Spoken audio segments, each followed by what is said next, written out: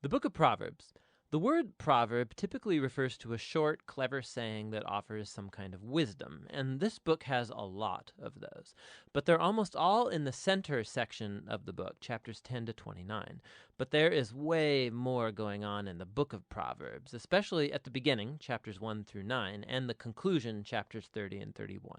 The book's been designed with an introduction, chapter 1, verses 1 through 9, and it first of all links this book to King Solomon. Now remember the story in 1 Kings chapter 3. Solomon had asked God for wisdom to lead Israel well. And so Solomon became known as the wisest man in the ancient world. And we're told in 1 Kings chapter 4 that he wrote thousands of proverbs and poems and collected knowledge about plants and animals. So Solomon was like the fountainhead of Israel's wisdom literature. So while not all the material in this book is written by him personally, he is where Israel's wisdom tradition began. The introduction says that by reading this book, you too can gain wisdom. Now, wisdom for most of us means knowledge, but the Hebrew word chokhmah means much more than just mental activity. It refers to action also. So think skill or applied knowledge. This is why back in the book of Exodus, chapter 31, it was artists and craftsmen in Israel who were said to have chokhmah. So the purpose of this book is to help you develop a set of practical skills for living well in God's world. And this gets linked with another key idea in the introduction, the fear of the Lord. Now, fear here is not about terror. It's about a healthy sense of reverence and awe for God and about my place in the universe. It's a moral mindset that recognizes I am not God and that I don't get to make up my own definitions of good and evil and right and wrong. Rather, I need to humble myself before God and embrace God's definition of right and wrong, even when that's inconvenient for me. Now, this introduction leads us into the first main section of the book, chapters 1 through 9, which also doesn't contain short one-liner proverbs. Rather, what we find here are 10 speeches from a father to a son about how the son should listen to wisdom and cultivate the fear of the Lord and live accordingly, which means a life of virtue and integrity and generosity, all of which lead to success and peace. And the father warns his son also about folly and evil and stupid decisions that will breed selfishness and pride, all leading to ruin and shame. And so the son should make the pursuit of wisdom and the fear of the Lord his highest goal in life. And this way of thinking, it forms the moral logic of this entire book.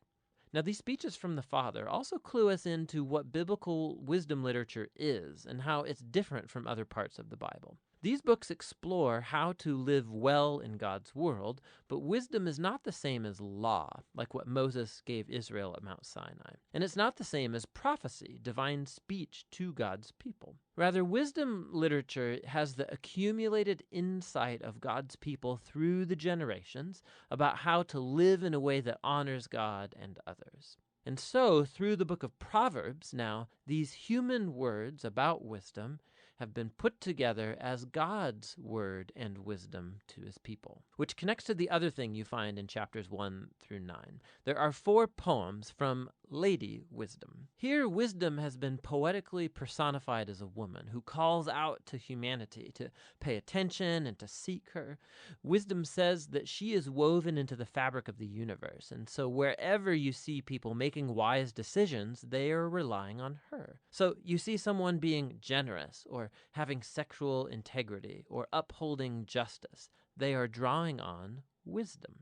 These Lady Wisdom poems, they're a creative, poetic way of exploring this idea that we live in God's moral universe, and that goodness and justice are objective realities that we ignore to our own peril. And so fearing the Lord, living wisely, it's living along the grain of the universe. Now together, these 2 sets of speeches from the Father and Lady Wisdom, they make a powerful claim about this book, that you're not simply reading good advice, you're reading God's own invitation to learn wisdom from previous generations. And so in the next section of the book, chapters 10 through 29, we find hundreds of ancient proverbs, and they apply wisdom and the fear of the Lord to every life topic you could imagine: family, work, neighborhood, friendship, sex, marriage, money, anger, forgiveness, alcohol, debt, everything. And these are all filtered through the value system of Proverbs 1 through 9. Now, these Proverbs, they're all pretty short, they're easy to memorize, and actually, this section of the book is meant to become a reference work that you return to time and time again throughout the years, which raises some important issues in learning how to read these Proverbs. First of all, Proverbs are by nature about probabilities. So you fear the Lord and you make wise, good choices, things will likely go well for you. And if you don't fear the Lord, you're foolish, your life will likely not go so well. Now, that is all often true, but not always. Which leads to the next point, that Proverbs are not promises. They're not formulas for success. So, some Proverbs, for example. The fear of the Lord prolongs your life, but the years of the wicked are cut short. Or, train up a child in the way they should go, and when they're old, they won't turn from it. So yes, fearing God, being a moral person, will most likely lead to a better, longer life, and raising your kids in a stable, loving home does set them up well, but there are no guarantees. Lots of things can and often do go wrong in our world. And so lastly, Proverbs by nature focus on the general rule, but not the exceptions, which are many. And the wisdom books actually aren't ignorant of that.